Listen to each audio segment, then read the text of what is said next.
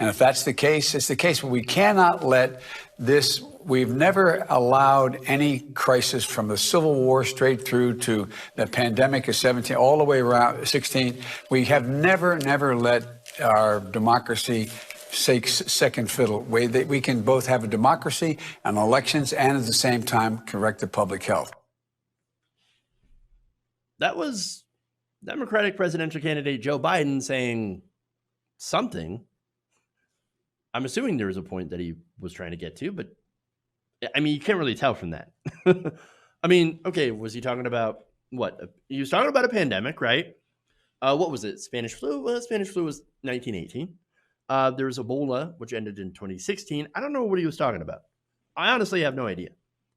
Other than, of course, we have to have democracy and public health. And that was during a discussion. I'll give you the full context of that video, right? By showing you a larger section of it. But he was talking about the convention in Milwaukee. So, look, I don't know. So now let me give you that more full context, and we'll see if we can decipher it a little bit better this time. About that right now. The idea of holding a convention is going to be necessary, but we may not be able to put 10, 20, 30,000 people in one place, and that's very possible. Again, let's see where it is. What we do between now and then is going to dictate a lot of that as well. But my point is that I think you just got to follow the science. Listen to the experts. Listen to the Faucis of the world. And if that's the case, it's the case. But we cannot let this. We've never allowed any crisis from the Civil War straight through to the pandemic of 17, all the way around 16. We have never let our democracy take second fiddle. We can both have a democracy and elections and at the same time correct the public health. But I think it's time we start thinking about how we're going to hold elections, whether we're going to have to and spend a lot of time figuring whether we do. Is it going to mostly be by mail, which is not the preferred route for everyone? How are we going to do that? How are we going to make it available to everybody? So a little bit more context there, but still, I mean, that was not to offend like people who are older, but that was a senior moment, right?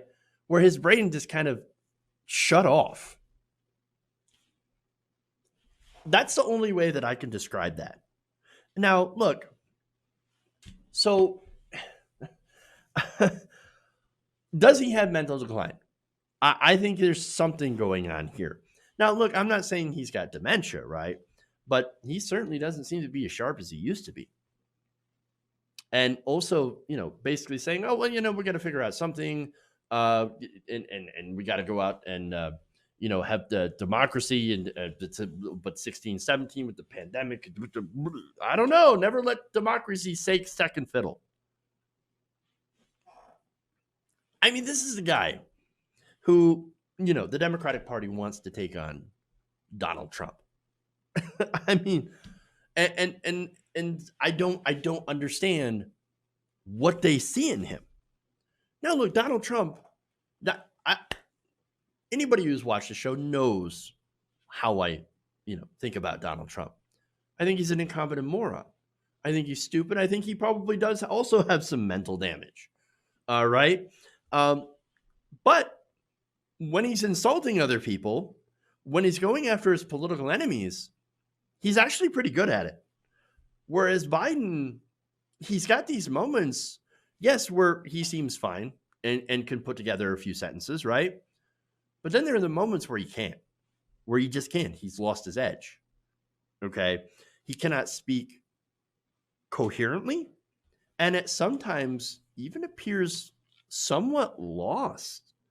And again, he has his moments, right, where he's fine. I mean, the last debate between Bernie Sanders and Joe Biden was coherent. You could understand what he's saying. Yes, he was lying, but he had all of his talking points and all of his lies ready. But I am worried that that's not going to hold up, especially if we get into a general election where he doesn't have the opportunity. He doesn't have the luxury of being able to say, okay, no more debates. I had one. That's fine. And let's be honest, his previous debates, Not good. They were old train wrecks for him. And so he had one good debate out of how many were there? I mean, seriously, that does not bode well. Putting him against Donald Trump, Trump's going to myrtleize him. Because here's the thing, what Trump doesn't lack is an understanding of how to attack in the most vicious ways. Trump is a moron, right?